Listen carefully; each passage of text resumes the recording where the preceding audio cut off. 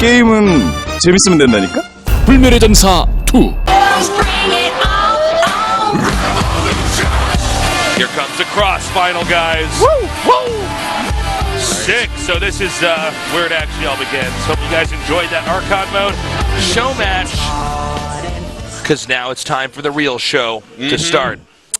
Yes, indeed it is. A lot of money on the line. These guys are going to be bringing out their absolute best. And, of course, if TY or Stats wins, they're not locked for BlizzCon, I don't believe, but they're getting super close. Like, if they do okay in this next set of seasons, they should make it. So it's a bunch of points for first place, 1,000 points. So that's a big deal, guys. And, of course, if Dark or Zest wins it, it gives them better seeding. So that matters to some degree, but not as much. They're more playing for the money, I would say. Let's talk about our first match, Zest against Stats. Does Stats have a chance here? Yeah, absolutely. You think so? You think Stats can take Zest? I definitely think it's it's a possibility. I think I'm crazy? I think you're insane. You promised to never tell anyone that I'm crazy when we agreed to cast together. When Artosis plays at home, he's got foil around his head and stuff so the hackers can't read his mind. No, I think Zest is going to take this. I think Stats might take a game or two. But I'm under the impression that Stats is just, are you ready? Yeah. Diet Zest. Diet Zest. Maybe Zest Zero. Maybe Lime Zest. Quiet, Artosis. We've got a video.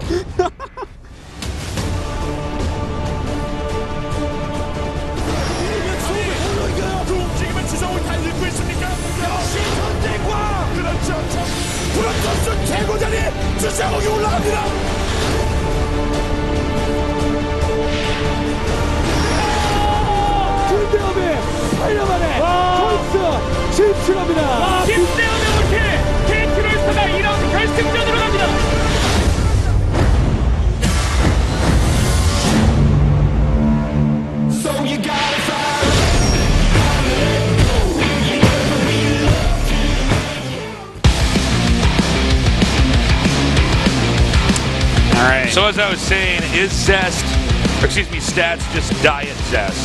Because when you get a team like this, right? I mean, Zest is kind of like the cheat of the Protoss. Yeah. You know what I mean? Zest is the best. He's Protoss. like the cow. He's He's like the cow of the Protoss. Yeah. And basically, Zest is one of his blood riders. Yeah, it's somewhat. Here's the thing, like, Stats is really good. He's definitely one of the best Protoss out there, one of the best players in Korea, so there is a chance that he can take Zest down here tonight. I mean, obviously Zest should be the favorite. He's a better player. If they play a bunch of best of fives with a bunch on the line, then Zest is going to win most of them. I didn't realize he was 9-2. Yeah, he's PvP. Stats has very good PvP. Like, he beat a lot of Protosses during SSL. Like, some of his matches, like against Patience, for instance. Like, you've never seen anyone so grossly out-microed. And then, you know, against Zest, again, you would think that Zest will take it, but you cannot count Stats out of the match. I know that, like, Zest just, like, 4-0'd Deer and whatnot, but, you know, just the fact that Zest exists makes every other Protoss get better. Like, Zest can only lose his advantages over the other Protosses as they catch up to where he's at. You know what I mean? I like the way you put that. Yeah, so, like, every other Protoss is closing the gap on Zest. He's still the best Protoss. He'll probably just be the best Protoss all year long. But, you know, like, he could have shown up in this form at any time and just, like, wrecked anyone in the world, but since he has shown up and he's showing his games, he's showing his strategies, he's showing how to play StarCraft 2, Stats has gotten to learn a lot off of that. It's going to be a best of 5. We're going to start it all off on Orbital Shipyard. I am really excited to see these two teammates duke it out because they certainly view the matchup the same way. So how do they play around each other? Is it just going to be control, or is there going to be any kind of crazy cheeses? It's not like when you got SOS in here where I'm like, well, he's just going to kind of do his weird SOS stuff.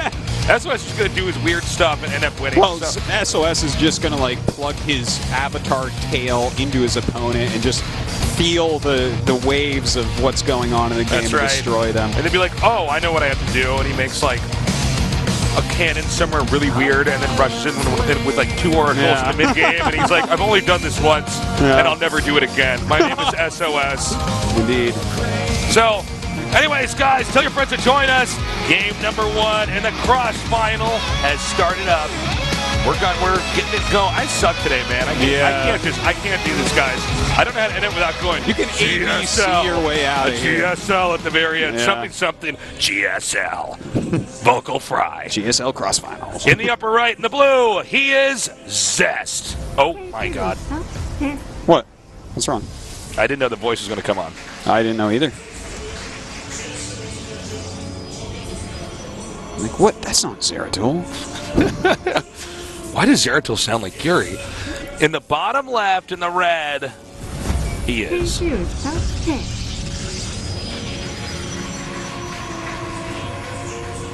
All right, so both of them trying to take gases against each other. This is just kind of normal for this map. You know, you're probably going to see a pylon block as well. This is... You got to do it, but I do like the fact that everyone's double pro blocking now on those gases. That's cool. Yeah, it's smart. So now it's going to be the part we see them build in each other's bases. Yeah. For the time being, Zest starting a Cybernetics course slightly ahead of his opponent. Yerp. So, here we are, and this should be an excellent PvP. Lots of builds to rip. Lots of... PvP is evolving again. It is. It's changing. Like, I mean, the whole game always is, but we've seen it jump forward in the last little bit, like last week and a half or so, where, you know, obviously, like at the beginning, it was all disruptor play. Nowadays, at the top pro level, you are almost never going to see disruptors. It's a kind of rare play to go for. But Double Forge has become a real thing because of the ridiculous power of Zella Archon Immortal. And the thing is, if your opponent tries to do something other than Zella Archon Immortal, you can kind of counter that. Like if they go Disruptors, you can go Phoenixes. If they go Colossus, you can go Tempest, that type of thing. So that means that upgrades are super powerful because it's just a bunch of gateway units fighting. And the more units you have, the more upgrades affect it. So it's really interesting to watch the evolution of the meta.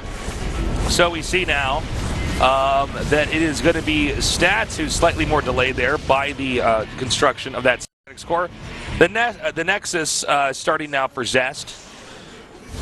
Not too impactful, but you know it's something. It's definitely something. He's going to have a little bit more workers coming out.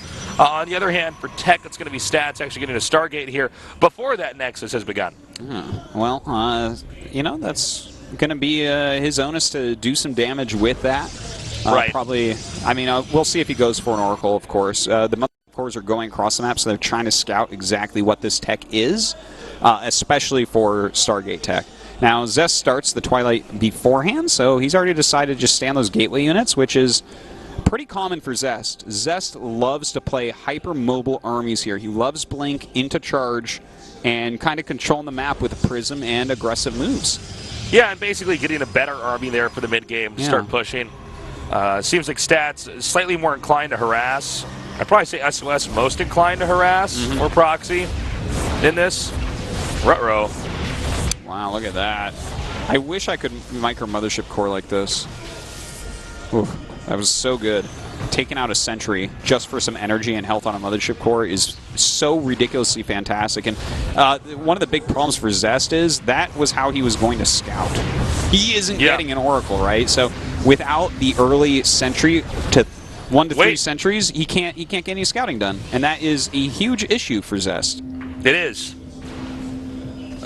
We've got the Oracle headed northbound right now. Going to try to poke in, probably at the expansion, since this phase of the game. It's common for the player who's going for ground to try to break out, so the Oracle's timed out pretty nicely. Yeah, we'll see what he can get done. Like, great defense over here. This is kind of what you see, especially on this map. 1 pylon, Mothership Core Stalker at the back natural, and then the rest of the Stalkers at the main base. And that kind of stops all the harassment of the Oracle. You can't really get too much done with it, but it gives you great scouting, and it makes them keep a bunch of units back to stop it from hurting them. And now we have the third Nexus starting for both sides. I mean, there's no real way for Stats to prevent this, and of course there's no real way for Zest to push out and attack as long as the Oracle's on the map, so all they can do is keep growing their economies.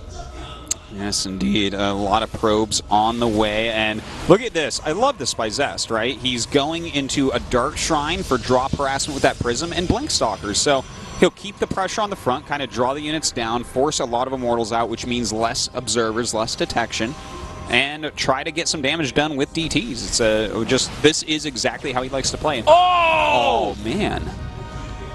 Another... 2 sentries have died. Yeah. That's... You know how long it takes to replace those? 200 years. Oh, Artosis. Oh, Artosis. The dad jokes just get... Yeah. As your daughter grows more and more, your dad jokes get bigger and bigger. I love it. I get a lot of practice. Especially with you. That's right. You love those. I love dad jokes. Yeah. And Tosis jokes. StarCraft Tosis jokes are actually my favorite. Actually, watching you talk about any video game is pretty hilarious. Yeah. Uh-oh. It's like I'm so smart. Revenge! Oh, Sentry man. for a century, as they say. Wow. Well, an eye for an eye. 2 sentries down on both sides. All right, the Dark Shrine is done. He's keeping the pressure on with these Stalkers. Where is that Prism exactly? It's on the center left, lower center left, right down there. This is this scary. is a good split too. He's got one in the front. Yeah, 1 observer. This is like perfect. Look at this. He's going to go right here. Oh, you so sneaky. Yeah, that DT is going to slip right in. And this is a lot of damage being dealt out by Zest. He shouldn't have said this in too soon, but no, actually, I think it's okay. I think the observer made a beeline. Nope. Did he get that DT? Did he get out? 2 DTs in the back here. He's and that means he can sneak the DT in the front now that the observer is actually chasing these 2. Look at that. The Void Rays want that Prism so bad, but they can't have it. And he's going to get the debris down here. This is pretty nicely done. I really like this play by Zest. The debris? The debris is what I believe how that's pronounced. I looked that up in my almanac. Oh, that joke is so I looked that up funny. in my Encyclopedia Britannica.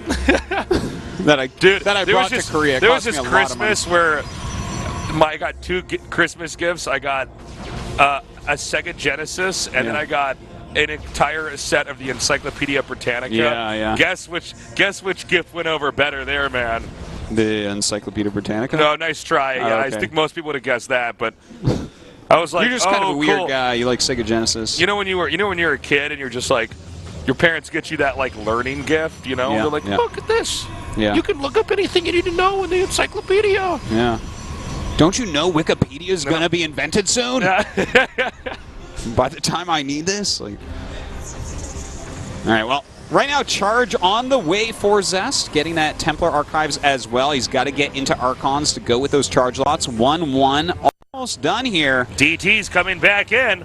Accidentally hits the gate, so that's going to alert stats a little bit quicker there. But, it's actually fine as long as he's doing damage somewhere and keeping stats at a high discomfort level. Yeah. He could pretty much do whatever he wants.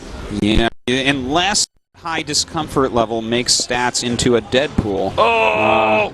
But I haven't seen that movie yet. Oh, spoiler. Oops. Spoiler alert.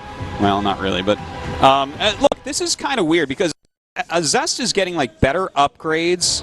He has charge. Like this army is not going to beat him if he just makes a big plume of Zealots, right? It's like Stalkers and Immortals. So, I mean, you can do a certain amount with that, but I'm really liking where Zest is at in this game.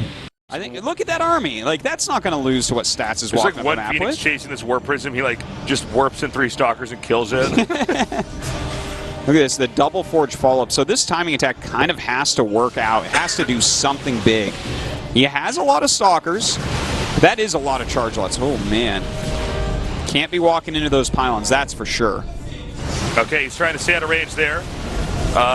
Zealot's actually coming up here. We have a few force fields coming down. He needs to bash those force fields. Yeah, he needs to step on those with the Archons. Yeah, and he needs to touch each Immortal as well. The Immortals are actually over here in the front now.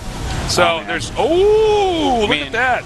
Yeah, this type of attack cannot work against the way that Zest plays. Oh my God, Zest, why so handsome? Yeah.